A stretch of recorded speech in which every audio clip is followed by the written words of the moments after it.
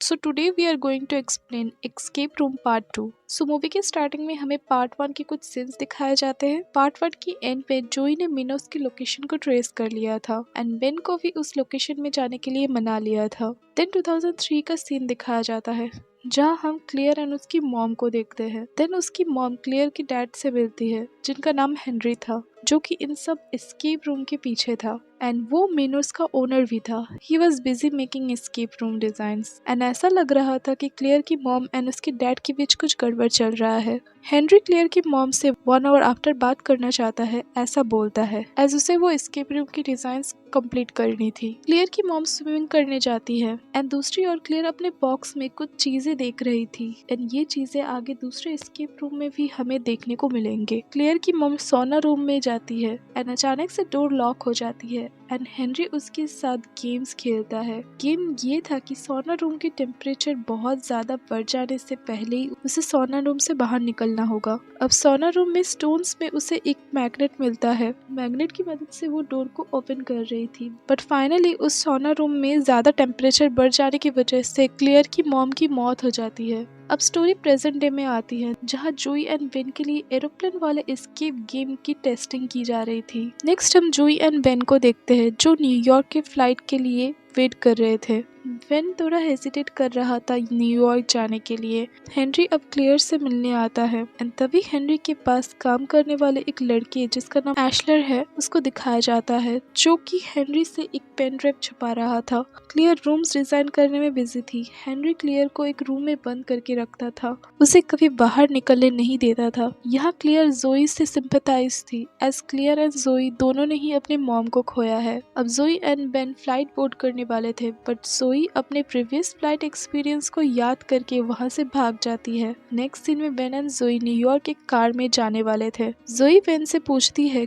कि वो क्या अभी भी उसके साथ आना चाहता है। बेन कहता है कि उसे जॉब से निकाल दिया गया है क्योंकि वो एक क्लाइंट के साथ था एंड अचानक से उसे एक पैनिक अटैक आता है। सो जोई अकेली नहीं है जो ये सब एक्सपीरियंस कर रही थी एंड वैसे भी वो उनकी मदद करना पसंद करता है जिन्होंने उसकी जान बचाई हो। अब बेन एंड जोई कार में न्यूयॉर्क जाने वाले थे, तो रास्ते में वो एक होटल में रुकते हैं। तो बेन को एक नाइटमेयर आता है कि उसकी रूम की छत नीचे आ रही है। बेन बहुत ही ज्यादा घबरा जाता है। अब जोई एंड बेन मिनोस की लोकेशन में पहुंचते हैं, बट वहाँ पर उन्हें कुछ नहीं मिलता। अब वो दोनों उस जगह की छानबीन करते हैं, तो वहाँ एक लड़का था जो जोई की वॉच चुराकर भाग जाता है। बेन एंड जोई उसका पीछा कर रहे थे। पीछा करते करते वो एक मेट्रो में पहुँचते हैं, बट वो चोर चालाकी से उन्हें मेट्रो में बंद कर देता है। बट अब एक सरप्राइज उनके लिए वेट कर रहा था। उस ट्रेन में जोई एंड बेन के अलावा और 4 लोग थे। बेन देखता है कि एक एडवर्टाइजमेंट में स्पेलिंग मिस्टेक है। अब जोई एंड बेन देखते हैं कि ट्रेन में कोई ड्राइवर नहीं है एंड उनकी बॉगी दूसरे बॉगियों से अलग हो रही थी। दैट मीन्स अगेन एक एस्केप रूम चैलेंज उनके लिए वेट कर रहा था। अब ट्रेन बहुत स्पीड में चलती है एंड एक स्पीड ब्रेकर में जाके धक्का खा के रुक जाती है। ट्रेन बहुत जोर से रुकने की वजह से सबको बहुत चोटें भी आती है। सब ट्राई कर रहे थे यहाँ से निकलने का वे ढूंढने के लिए, बट अब मिनोस की तरफ से एक अनाउंसमेंट किया जाता है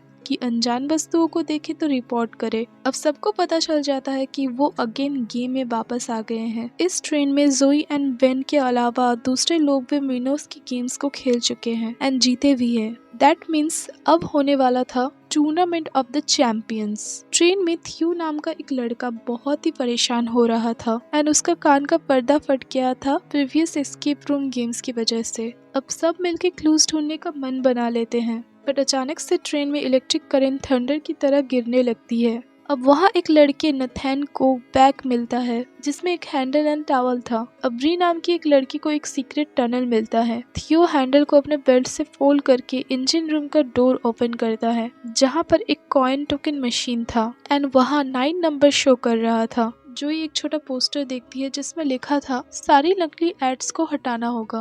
अब बेन उस एडवर्टाइजमेंट को सबको दिखाता है जिसे उसने पहले देखा था एंड एडवर्टाइजमेंट में योर सेल्फ में ई गायब था। अब सब मिलके एडवर्टाइजमेंट को चेक करते हैं एंड उन्हें कुछ स्पेलिंग मिस्टेक्स भी मिलते हैं। जोई अब इन ट्रेंड्स में रहे हैंडल्स के बारे में कहती है जो कि नंबर्स में 26 था, विच मीन मिसिंग लेटर्स से जुड़ी हुई हैंडल को उन्हें पुल करना है। अब री बैक की रबर को उन हैंडल में यूज करने के लिए कहती है ताकि उन्हें करंट ना लगे। अब जोई अल्फाबेटिकली एक हैंडल को पुल करती है एंड वहां से एक लेटर सी का एक कॉइन निकलता है एंड स्क्रीन में भी लेटर सी आ रहा था। जोई अब टोकन को मशीन में डाल देती है। रेचेल कॉइन ई ढूंढ लेती है एंड सब मिलके missing letters wise token collect करने लगते हैं एंड उसके साथ साथ करंट बहुत ही ज्यादा तेज हो गया था। बट अचानक से थियो को करंट लग जाता है एंड उसकी मौत हो जाती है। बट थियो को कुछ लेटर्स मिले थे जो उसकी मौत के साथ ही छुप गए थे। जोई अब अपना ब्रेन का यूज करती है एंड एग्जैक्ट मिसिंग लेटर्स बताती है विच वे WBO।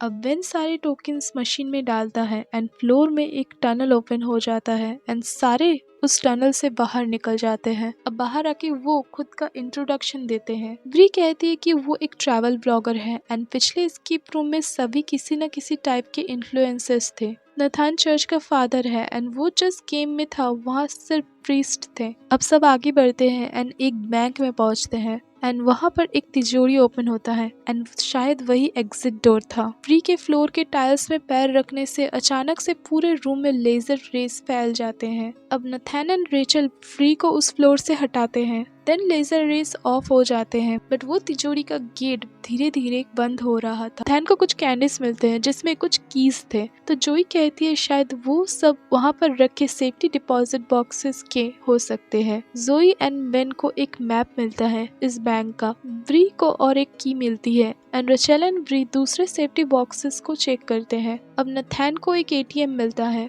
जहाँ पर 4 डिजिट पिन एंटर करना था। जोई को एक लॉकर से बहुत ही शार्प डायमंड्स मिलते हैं एंड इन डायमंड्स की वजह से जोई का हाथ कट जाता है एंड वेन को एक बॉक्स में सोनिया नाम दिखता है। एग्जैक्टली ब्री एंड रिचेल को भी सोनिया नाम के बॉक्सेस मिलते हैं एंड उस बॉक्सेस में खाली नोट्स के बंडल थे। अब 6 मिनट्स में फुल लेजर ग्रिड ऑन होने वाला था एंड गेट भी धीरे धीरे बंद हो रहा था। अब अगेन लेजर ग्रिड ऑन हो जाती है बट रेचेल लेजर के ऊपर गिरने से बच जाती है। जोई अपने ब्लड को उन खाली बंडलों में रगड़ती है एंड वहाँ एक पिन मिलता है एंड नथान के उस पी को एंटर करने से बैंक पे रखी 3 घड़ियां 3 डिफरेंट टाइम पे जाके रुक जाती है। अब नथान उस टाइल्स पे चलना स्टार्ट करता है एंड चलते चलते जिस टाइल्स से वो गुजर रहा था उस पे कैंडीज रख रहा था ताकि दूसरे लोग उसे फॉलो करके गेट की ओर पहुंच पाए। एक्चुअली इन घड़ियों का टाइम्स का कनेक्शन फ्लोर में रखे टाइल्स के कदमों से था। अब अचानक से एक डोर ओपन होता है एंड जिसको ओपन करने के लिए एक कॉम्बिनेशन चाहिए था। नथान को भी टाइल में एक मैसेज मिलता है।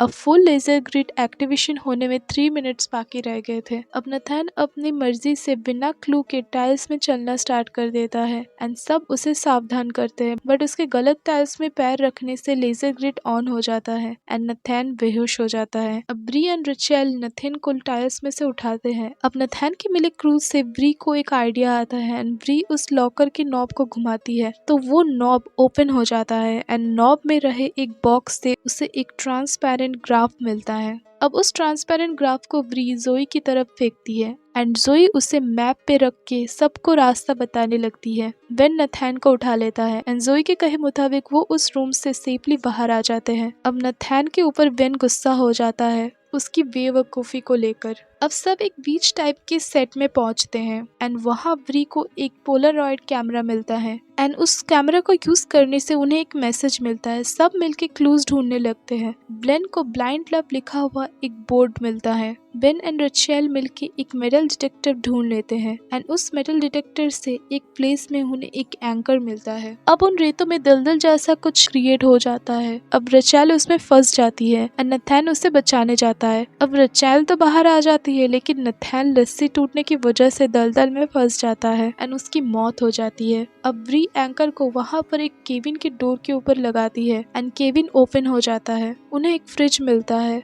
एंड केबिन में एक स्विच ऑन करने से लाइट हाउस की एक सीढ़ी ओपन हो जाती है। जोई उस सीढ़ी पे चढ़कर ऊपर लाइट हाउस में जाती है। लाइट हाउस के ऊपर रखे टेलीस्कोप से जोई एक मैसेज ढूंढ लेती है जिसपे लिखा था आई कैन सी यू। सी की स्पेलिंग CEA थी। अब बेन बाहर बोट की तरफ जाता है एंड रचेल का हाथ एक बर्निंग स्टोव में पड़ जाता है बट सरप्राइजिंगली उसे पेन फील नहीं होता है उसकी हाथ जल जाने के बावजूद। अब ब्री फ्रिज का डोर ओपन कर लेती है एंड जोई को भी लाइट लाइट हाउस के ऊपर एक रास्ता मिलता है। दैट मीन्स बाहर जाने का 2 रास्ता था। अब रचेल लाइट हाउस की डोर की तरफ जाती है एंड ब्रियाना बीच की डोर की तरफ चली जाती है। कोई ऑप्शन ना देखकर बेन लाइट हाउस के ऊपर सीढ़ी में चढ़ता है, लेकिन सीढ़ियां गायब हो रही थी तो बेन नीचे गिर जाता है एंड वो दलदल में फंस जाता है। जोई और रचेल लाइट हाउस के गेट से निकल जाते हैं। जोई बहुत दुखी हो जाती है, उसे लगता है उसकी वजह से बेन की मौत हुई है, बट रचेल उसे कंसोल करती है। अब रचेल कहती है कि उसकी जीन्स में कुछ प्रॉब्लम है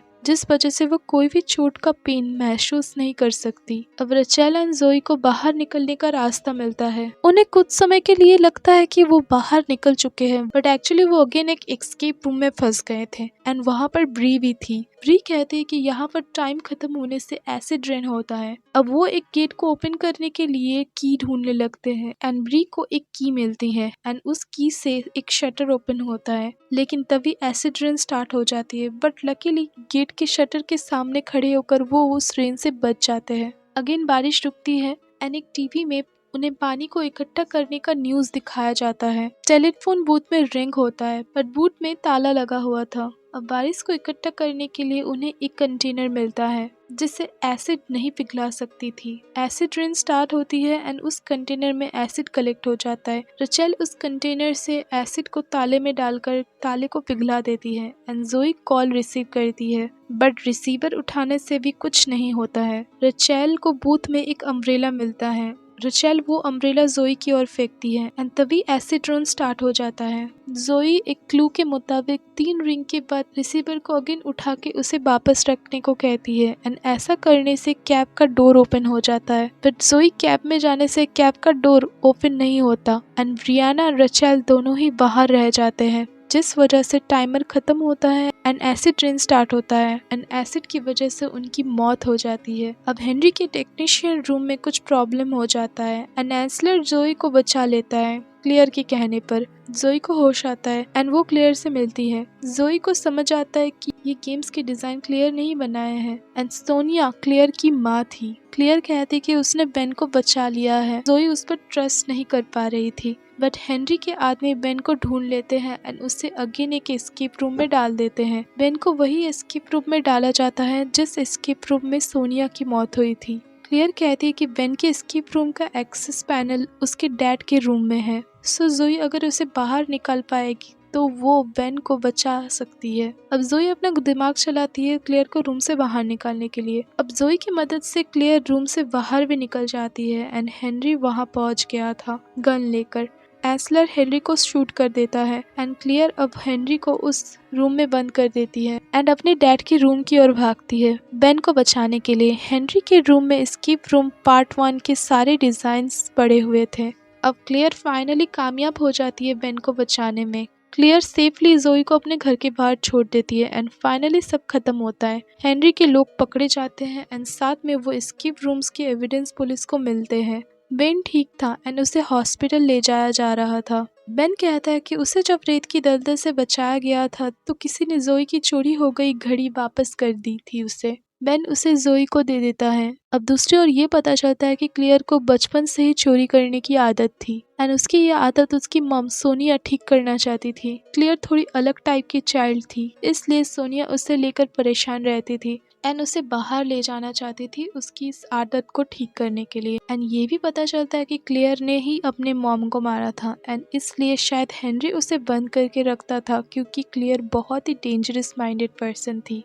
एंड अब वो आज़ाद हो चुकी थी अपने डेंजरस माइंड के आइडियाज़ को फ्रीली आजमाने के लिए। एंड अब यहाँ पर मूवी एंड हो जाती है। अगर आपको ये वीडियो पसंद आए तो वीडियो को लाइक करें, मेरे चैनल को सब्सक्राइब करें और कमेंट में बताएं आप कौन सी नेक्स्ट मूवी एक्सप्लेनेशन देखना चाहते हैं। तो मिलते हैं नेक्स्ट वीडियो में, तब तक के लिए बाय बाय।